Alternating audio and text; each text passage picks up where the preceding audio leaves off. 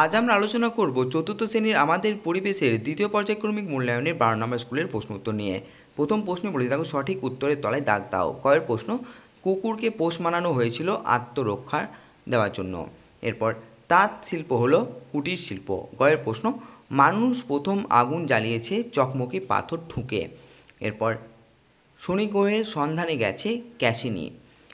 এরপরে প্রশ্ন, সোলার কাজ যারা করেন তাদের বলা হয় মালাকার। 2 নম্বর প্রশ্ন আছে শূন্যস্থান পূরণ করো।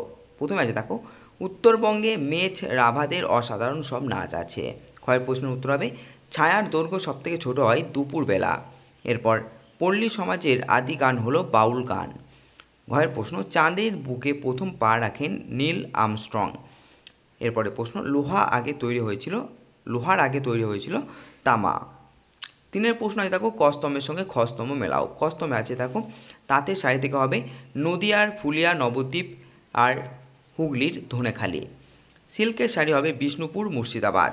ডোকরা হবে বাঁকুড়া, বর্ধমান। পোড়ামাটির জিনিস হবে বাঁকুড়া, বিষ্ণুপুর। চকমকি পাথর হবে আগুন আবিষ্কার। 4 নম্বর প্রশ্ন আছে একটি বাক্যে উত্তর দাও। প্রথম প্রশ্ন, রানীগঞ্জ কী জন্য বিখ্যাত? উত্তর হবে কয়লা খনির জন্য। ক্ষয়ের প্রশ্ন, সপ্তর্ষি মণ্ডল কখন কোন আকাশে দেখা যায়? উত্তর হবে চৈত্র বৈশাখ মাসের সন্ধ্যায় উত্তর পূর্ব আকাশে দেখা যায়। ঠিক আছে। গয়ের প্রশ্ন, চাঁদের গায়ে কালো দাগগুলি কি? উত্তর হবে বড় গর্ত বা চাঁদের কলঙ্ক। ঘয়ের প্রশ্ন, কুইনাইন কোন গাছ থেকে তৈরি হয়? সিংকোনা গাছের ছাল থেকে তৈরি হয়। ঝুমুর নাচ কোন কোন জেলায় দেখা যায়? উত্তর হবে পুরুলিয়া এবং বাঁকুড়া জেলায়।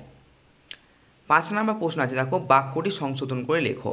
আহ্নিক গতির ফলে ঋতু পরিবর্তন হয় না, আহ্নিক গতির ফলে দিন রাত্রি হয়। ক্ষয়ের প্রশ্নটি উত্তর হবে একটি ভেষজ উদ্ভিদ হলো আম গাছ। আম গাছটা হবে না, একটি ভেষজ উদ্ভিদ হলো বাসক। এরপর পিতল তৈরি শিল্পকে পট শিল্প বলে না, ডোকরা শিল্প বলে। ঘয়ের প্রশ্ন উত্তর হবে খাঁচার ভিতর অচিন পাখি কেমনে আসে যায়। এটি একটি আধুনিক গান নয়, এটি একটি পুরাতন গান। এরপর পাথরের তৈরি 3 কোণা গম্বুজ আকৃতিকে মমি বলে না, পিরামিড বলে। 6 নম্বর প্রশ্ন আছে দেখো, নিচের প্রশ্নগুলি 3-4টি বাক্যে উত্তর দাও। কয়ের প্রশ্ন আছে বর্জ্য পদার্থ কি, এটি কিভাবে সরিয়ে ফেলা উচিত? উত্তর হবে বর্জ্য পদার্থ মানুষের ব্যবহারের কিছু প্রয়োজনীয় দ্রব্যের মধ্যে অব্যবহারযোগ্য কিছু অংশ আমরা ব্যবহার না করে ফেলে দিই, সেই অপ্রয়োজনীয় পদার্থকে বর্জ্য পদার্থ বলে। এরপরে প্রশ্ন কী ছিল যে এটি কিভাবে সরিয়ে ফেলা উচিত?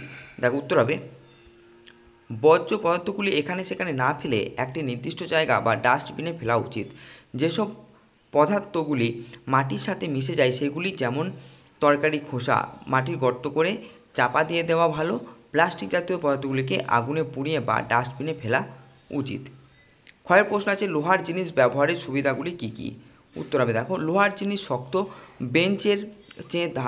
ব্লেডের চেয়ে ধারালো করা যায়, ব্রোঞ্জের চেয়ে ধারালো করা যায়, বহুদিন ধরে ধার থাকে, ফলে চাষের জমি আরও বাড়ল, শিল্প গড়ে উঠল, জঙ্গল কেটে নতুন নতুন শহর গড়ে উঠতে লাগলো, এতে মানুষের নানান কাজে খুব সুবিধা হলো। তো এই ছিল আমাদের 12 নম্বর স্কুলের প্রশ্ন উত্তর। ভিডিওটি কেমন লাগলো অবশ্যই জানাবে। ভিডিওটি ভালো লেগে থাকলে একটি লাইক এবং চ্যানেলটিকে সাবস্ক্রাইব করতে ভুলবে না। ধন্যবাদ।